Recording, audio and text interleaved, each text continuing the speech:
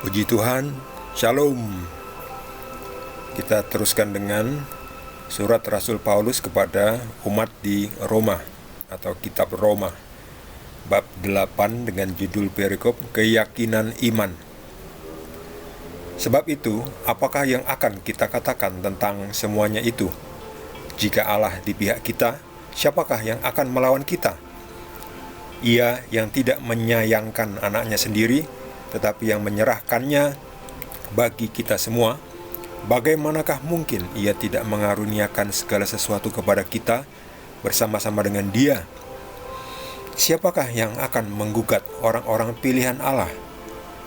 Allah yang membenarkan mereka? Siapakah yang akan menghukum mereka?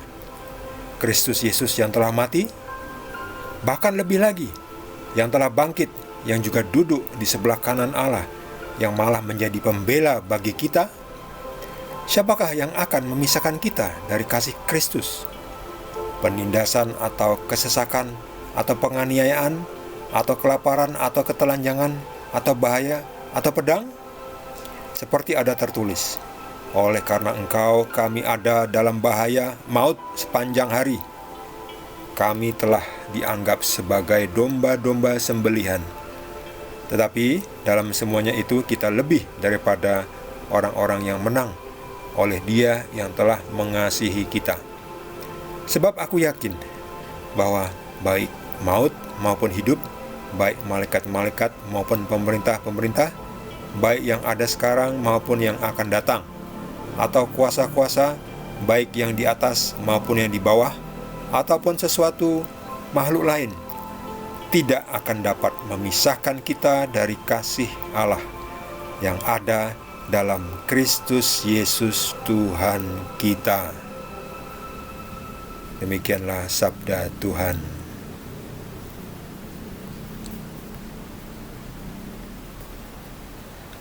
Rasul Paulus ingin mengatakan bahwa iman kita harus kuat, bahwa jika kita memiliki iman yang kuat, siapakah yang bisa melawan kita?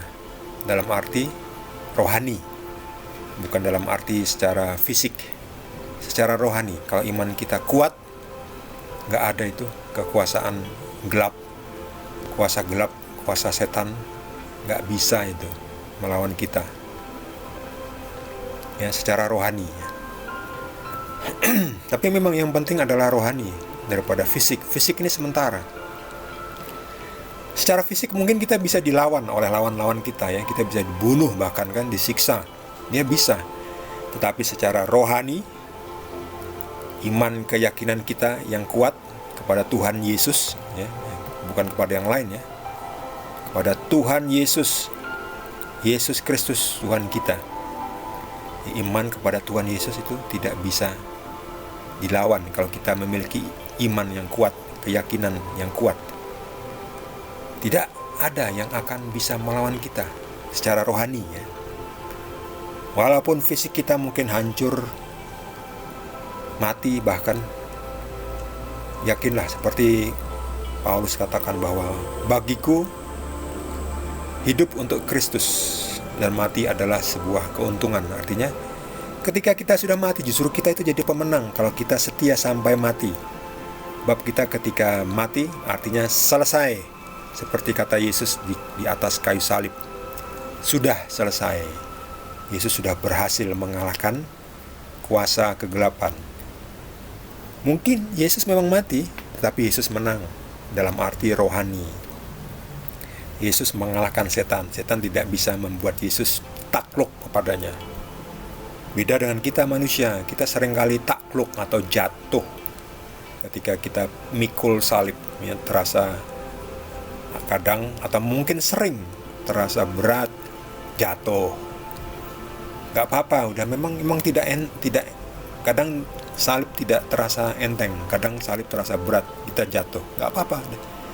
Yang penting kalau jatuh, bangun lagi, bangkit lagi, mulai lagi. Meskipun mulai dari nol, gak apa-apa, bangkit lagi, mikul salib lagi ya. Jadi jangan kayak binatang ya, sudah berkubang dalam lumpur, keenakan ya. berkubang-kubang di lumpur. Bangkit, bersihkan lumpur-lumpur itu. Kita bersih lagi, secara rohani bersih lagi. Nanti jatuh lagi, bangkit lagi, cepat bangkitnya, jangan lama-lama. Sebab bahaya, kalau kelamaan berkubang dalam lumpur, itu bisa kena penyakit.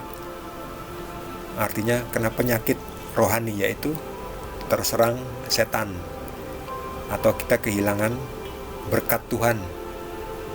Itu kalau kita kehilangan berkat Tuhan ya, belum sampai dihukum Tuhan, kehilangan berkat Tuhan saja itu bisa kita rentan terhadap serangan roh-roh kegelapan itu, yang kalau masuk ke tubuh kita itu membuat kita dongkol, marah, iri, keki, dendam, bahkan sakit. Sakit penyakit itu juga bisa karena itu kemasukan roh jahatnya. Khususnya ya, penyakit batin itu susah ya. Susah didiagnosa ya, karena tidak nampak secara fisik. Nah itu. Jadi kalau kita jatuh, segera bangkit. Supaya apa? Supaya kita tidak kena infeksi jamur, infeksi berbagai macam kuman. Segera mandi, segera bangkit, tinggalkan kubangan lumpur itu ya. Udah bangkit lagi ya, dan hati-hati. Udah bangkit, hati-hati ya. Dan kali kita waspada, jangan sampai itu ada jebakan. Jangan sampai tersandung, jatuh, kecemplung kecemplung lumpur lagi. Seperti itu ya. Ya memang hidup itu soal mikul salib. Seperti Yesus. Yesus juga jatuh sampai 3 kali karena berat, terasa berat, ketika juga tenaganya juga sudah capek. Bayangkan dari malam, dari pagi-pagi buta Yesus sudah ditangkap ya.